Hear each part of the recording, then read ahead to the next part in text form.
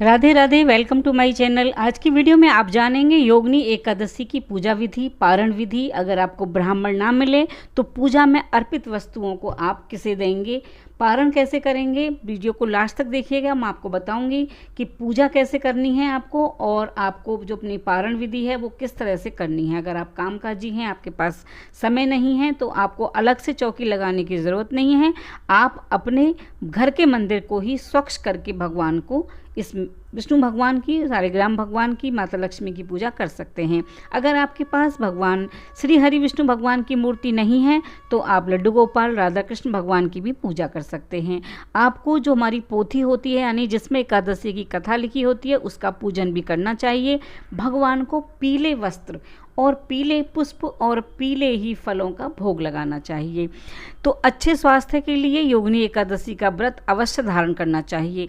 अनजान में या धोखे में किसी व्रत में अगर कोई गलती हो जाती है या हम अन्न खा लेते हैं तो उसका प्रायश्चित हम योगिनी एकादशी का व्रत करके कर सकते हैं। संयम खंडित हो जाए, पता ना चले, अगर हमने कोई व्रत का जैसे हमने कोई संकल्प ले लेते हैं, वो ना पूरा हो पाए, तब हम योगिनी एकादशी का व्रत करते हैं, तो हमें उसके पाप से रक्षा करती है योगिनी एकादशी। 108 हमें तुलसी पत्ते भगवान सालिग्राम पर चढ़ाने होते हैं योगिनी एकादशी में, और ऐसे चढ़ाने से आपको तुलसी अर्चन कहा जाता है। भगवान की आपको असीम कृपा प्राप्त होती है। तो आपको क्या करना है, कपूर चंदन में मिलाना है, यानी चंदन में कपूर मिला के भगवान को स्नान कराएं, फिर स्वच्छ जल से स्नान कराएं, भगवान को पीले वस्त्र धारण कराएं, पुष्प चढ़ाएं, फल चढ़ाएं, मिठाई चढ़ाएं, भगवान की कथा सुने, भगवान को आरती करें, और भगवान को 108 तुलसी के पत्ते ओम नमो भगवते वासुदेवाय पूज्यामि इस तरह से बोलते हुए आपको चढ़ाने हैं। और ये आप एक दिन पहले ही तोड़ के रख लेंगे तुलसी के पत्ते, क्योंकि एकादशी के दिन तुलसी जी को नहीं तोड़ा जाता है। और आप एक सूखे गोले में आटा, चीनी, तिल, घी ये सब भून के ठंडा करके भर लें और किसी भी पेड़ के नीचे दबा दें और अपनी परेशानियों को बोल दें। उससे कीड़े मकोड़े उसे खाएंगे और आपकी सब परेशानियाँ दूर हो जाएंगी, आपकी मनोकामना पूरी हो जाएंगी। तो आपको एकादशी व्रत का मैं बहुत ही सरल तरीका बता रही हूँ, इसकी कथा भी मैं आपको सुनाऊंगी। वीडियो बड़ा हो जाएगा तो इसलिए मैं आपको नेक्स्ट वीडियो में इसकी कथा सुनाऊंगी। तो आपको जो पूजा करनी है वो कैसे मैंने बता दी है, बहुत ही सरल तरीके से। आप अपने भगवान को स्नान करा दीजिए, तिलक चंदन दीजिए। आपको ना पीला चंदन लगाना है, पीले ही पुष्प चढ़ाने हैं, और आप भी पीले ही वस्त्र धारण करें। एकादशी के व्रत में पीले वस्त्र धारण करने चाहिए। तो मैं आपको बताऊंगी कि अगर आप चाहें ना तो एकादशी के व्रत वाले दिन आप हवन भी करें। अगर हवन, छोटा सा सूक्ष्म हवन कर सकते हैं, वो मैंने अपनी वीडियो चैनल पर दी हुई है कि आप सूक्ष्म हवन कैसे करेंगे।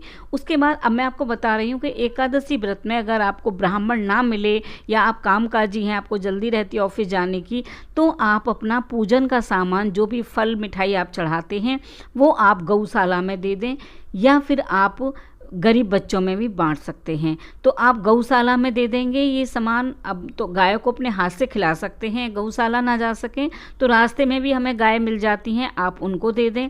और अगर आप चाहें तो पैसे निकाल के रख दें और गौशाला में जाकर उन पैसों से चारा डाल दें या गौशाला में दान कर दें। तो इस तरह से आपके एकादशी व्रत पारण हो जाता है।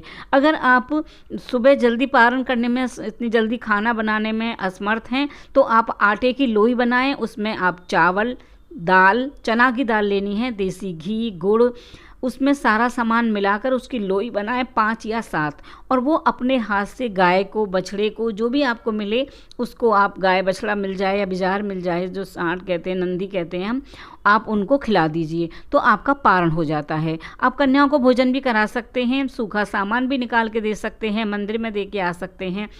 तो मैंने आपको पारण विधि बहुत सरल तरीके से बताई है।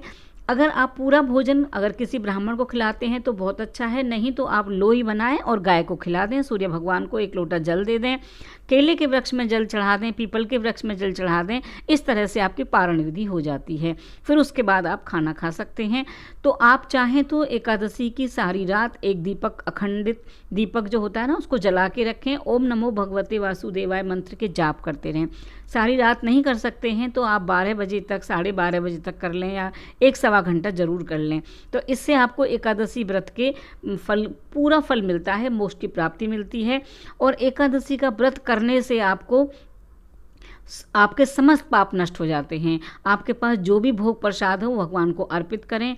और अगर आपके पास ज़्यादा सारी सामग्री नहीं है तो जो भी आपके पास है वो ही आप भगवान को अर्पित करें।